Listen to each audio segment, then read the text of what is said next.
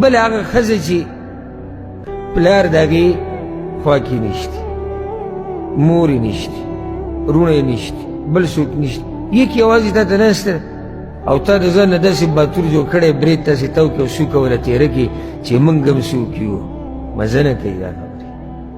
تاسو سره پته شتي دروند سړی هغه دی چې د ښځې نه زیاتی وشي دی غلی پاتې شي وي دا عجزه ده.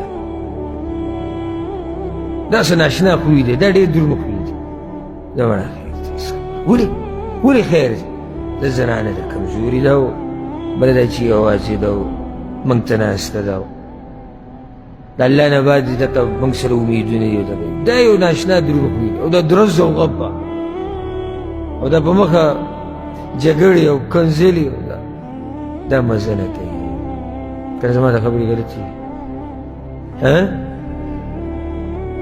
ظلم د ښځې سره مه د ښځې سره ظلم چې دا نه ته یې وایي دې ښځې له خرچه پوره نه ورکول دا هم ظلم دی.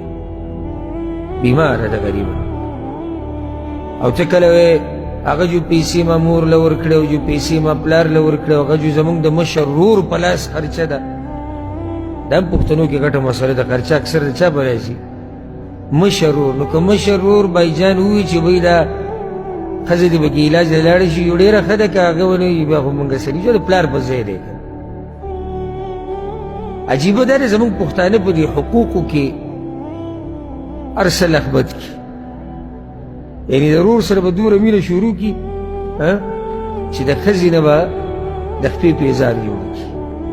نو د ښځې سره به دومره مینه شروع کړي چې مور پلار به د خاورو سره خاورې کړي. نه د هر چا خپل حق دی که نه ورور زموږ د زړه سر دی او دومره حق خو نشته چې خرچه یې بنده کړې ده او زه ښځې له علاج نشم کولی. دومره حق خو هم نشته چې زما ښځې ته دا وایي چې ته به د مور پلار کره نه ځې او ښځه غریبه ما ته ووایي زه مور پلار کره ځم یادېږي راته او زه ورته وایم خو زموږ هغه ورور د پلار په ځای دی. هغه نشو خفه کولی. دا حق اګل الله نه دی ورکړی، د هغه خپل حق دی. زه به عزت کوم، زه به قدر کوم، زه به احترام کوم، زه به ورسره مرسته کوم د وس مطابق. خو دې کارونو کې ګوتې نشي وهلی. د پلار خپل حق دی، د مور خپل حق، نو د ښځې خپل حق دی. دا نه چې ښځه راته ووایي چې ورور دې داسې او ورور دې داسې او ته یو بس راوځي او بریتونه دې وینې ساسي او د وروڼو سره ورانه کړي او جنګ جګړې. ولې؟ ځکه چې ښځې ویلي او ښځه خو یې ښځه ده. نو ښځه خو ښځه ده خو دا یې خپل حق ده، په دې کې ګوتې نشي وهلی. پوه شوئ که نه؟ ښځه باندې خرچه نه کول دا هم ظلم دی. موږ ته قصې را رسېدلي دي کله موږ ته خویندې رابطه وکړي کوم ظلم چې هغوی بیان کړي، کوم ظلم سړی ورته حیران شي. د الله نه ویرېږي دې باب کې.